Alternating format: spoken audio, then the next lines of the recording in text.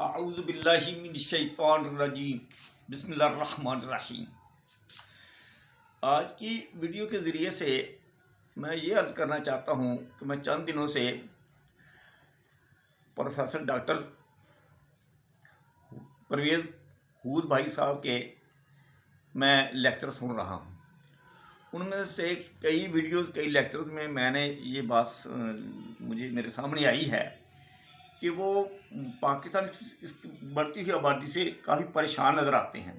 پریشانی کی بات تو ہے کہ وسائل کام ہے، آبادی بڑی تیزی کے ساتھ بڑھ رہی ہے، لیکن انہوں نے اپنی ہر ویڈیو میں تقریباً یہ بات کہی ہے، بلکہ تقریباً نہیں بلکہ یہی کہی ہے کہ پاکستان کے اندر خاندانی منصوبہ بندی کے ڈپارٹمنٹ کو زیادہ مؤثر کیا جائے، پاکستان کے عوام کو موبلائز کیا جائے کہ شادی شدہ جوڑے وہ خاندانی منصوبہ بندی کے لیے تیار ہو جائیں تاکہ آبادی بڑھنے سے رکی رہے اور آبادی پاکستان میں موجود معاشی وسائل کے ساتھ ایکویٹ رہے کہ برابر رہے۔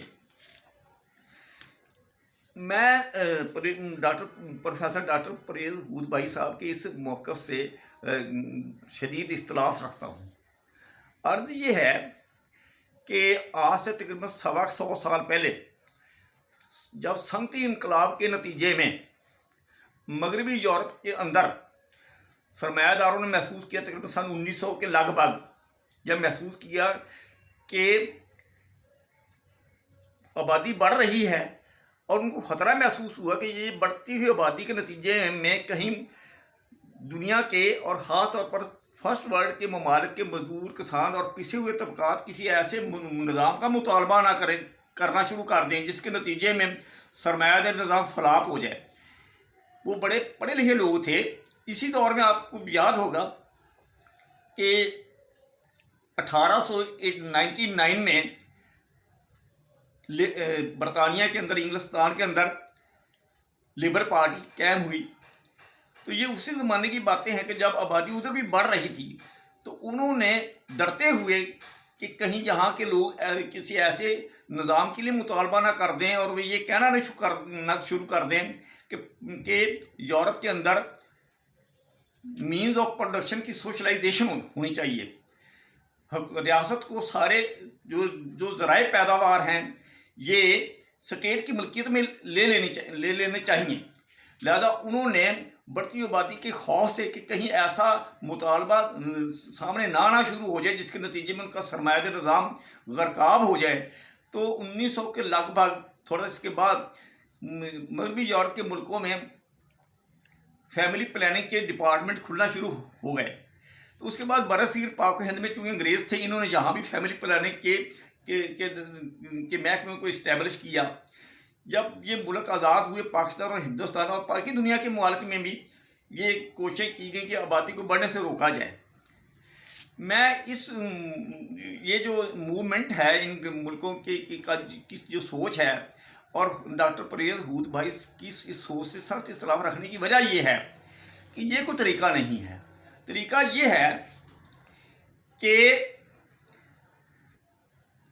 اسلام بھی یہ کہتا ہے، حضرت شاہ ولی اللہ رحمۃ اللہ علیہ نے اپنی حجت اللہ البالغہ میں بھی یہ کہا ہے کہ اسلامی نظام حکومت کیا ہے، اسلامی نظام مرشد کیا ہے۔ انہوں نے کہا یہ ہے کہ سارے ذرائع پیداوار، ذرائع ربوبیت اسلامی اسٹیٹ کی ملکیت میں ہوں اور اسلامی اسٹیٹ اپنی حدود کے اندر سارے لوگوں کی نان و نفقہ کی ذمہ دار ہو۔ جو تھوڑا بہت میرا مطالعہ ہے معاشیات کا، وہ یہ مطالعہ ہے کہ دنیا کے اندر ذرائع پیداوار اگر ریاست اس کو مینیج کرے تو ذرائع پیداوار اس قدر زیادہ ہیں، ذرائع ربوبیت اس قدر زیادہ ہے کہ آج اس کو آبادی 7 ارب اور 50 کروڑ کے لگ بھگ ہے۔ 20-25 ارب بھی اس وقت آبادی ہو، لیکن اگر ذرائع پیداوار کسی ایک گلوبل اسٹیٹ کی ملکیت میں دے دیے جائیں اور گلوبل اسٹیٹ تمام لوگوں کی ضروریات کی ذمہ دار ہو دیانتداری سے اور ایمانداری سے، تو 20-25 ارب کے قریب آبادی کو آسانی سے پالا جا سکتا ہے۔ مسئلہ کیا ہے؟ مسئلہ یہ ہے کہ جب ذرائع ربوبیت چند 100 فیملیز کے ہاتھوں میں سمٹ جاتے ہیں، اس کے نتیجے میں نیچے بے روزگاری پیدا ہو جاتی ہے۔ حضرت عمر رضی اللہ عنہ نے فرمایا تھا کہ اگر حکمران موجے کریں گے تو عوام بھوکے مریں گے. سیدھی سی بات ہے جی. یہ ٹیکنیکل یعنی معاشیات کا مسئلہ ہے کہ جب ایسا نظام موجود ہو جس میں طریقے سے چند فیملیز کے ہاتھوں میں ذرائع ربوبیت مرتکز ہو کر رہ جائیں، ذرائع پیداوار مرتکز ہو کر رہ جائیں، تو اس کے نتیجے میں بے روزگاری پیدا ہو جاتی ہے. جب بے روزگاری پیدا ہو جاتی ہے تو جو بڑے اعلیٰ درجے کے پڑھے لکھے سرمایہ دار ہوتے ہیں ان کو پتہ لگنا شروع ہو جاتا ہے کہ آگے کون سا نظام ڈیولپ ہونے والا ہے. اس خوف سے بچنے کے لیے وہ اپنی حکومتوں کو قائل اور مائل کرتے ہیں. حکومتوں میں بھی وہی بیٹھے ہوتے ہیں. تو ایسے ڈپارٹمنٹس وہ کھلواتے ہیں اور انیشیٹ کرواتے ہیں، اوپن کرواتے ہیں کہ جناب آبادی کو کام کیا جائے. یہ کوئی طریقہ نہیں ہے. آبادی کو کنٹرول کرنے کی ایسی خاص ضرورت نہیں ہے، بلکہ ضرورت اس امر کی ہے کہ پاکستان کی حکومت جب کہتے ہیں کہ ہم مدینے والی اسلامی اسٹیٹ قائم کرنا چاہتے ہیں، تو مدینے کی اسلامی اسٹیٹ کا جو نقشہ ہے وہ یہی ہے، لاہ ملک السماوات وما فی الارض، اللہ ہی کے ذرائع ربوبیت ہے. تو اسلامی یہ پاکستان کی میں عمران خان صاحب کی کو ریکویسٹ کروں گا کہ اگر وہ مدینے کی اسٹیٹ کو قائم کرنا چاہتے ہیں تو حضرت شاہ ولی اللہ کی حجت اللہ بالغہ میں بتائے گئے معاشی نظام کو اپنا لیں. حضرت شاہ ولی اللہ رحمۃ اللہ علیہ نے کارل مارکس سے 100 سال پہلے یہ نظام پیش کیا تھا. افسوس ہے کہ مسلمان دانشوروں نے اس کو پروموٹ نہ کیا جی. تو پھر میں اس پر یعنی فوکس کرتا ہوں کہ پریز ہود بھائی صاحب بھی یہی لوگ تبلیغ کریں. میں تو ایک عام سا فرد ہوں، وہ ایک انٹرنیشنل فگر ہیں جی. تو انٹرنیشنل فگر ہونے کے حوالے سے جس قدر وہ لوگوں کو یعنی سنا سکتے ہیں حقائق، میں نہیں سنا سکتا. میں تو عام سا فرد ہوں جی. لہذا میں ڈاکٹر پریز ہود بھائی صاحب کو ریکویسٹ کروں گا، اور جو میرے سننے والے صاحبان ہیں ان کو میں یہ ریکویسٹ کروں گا کہ وہ اس بات کو پروموٹ کریں، اس کو پھیلائیں کہ نہیں جی اصل مسئلہ یہ ہے کہ حضرت عمر رضی اللہ عنہ نے فرمایا تھا کہ اگر دریائے فرات کے کنارے کوئی کتا بھی بھوکا مارے گا تو اس کے ذمہ دار ہم ہیں. تو میں عمران خان سے بھی یہی ریکویسٹ کرتا ہوں کہ وہ یہ اعلان کریں کہ اگر دریائے سندھ اور اس کے معاون دریاؤں پر رہنے والے لوگ کیا کوئی کتا بھی بھوکا مار گیا تو اس کے ذمہ دار ہم ہیں.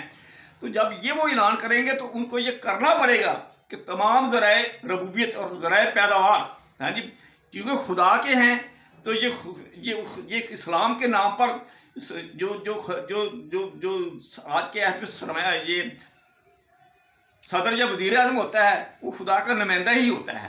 تو وہ خدا کے ان ذرائع پیداوار کو ذرائع ربوبیت کو مینیج کرے اور اپنی حدود کے اندر سارے لوگوں کے نان و نفقہ کا وہ ذمہ دار بنے.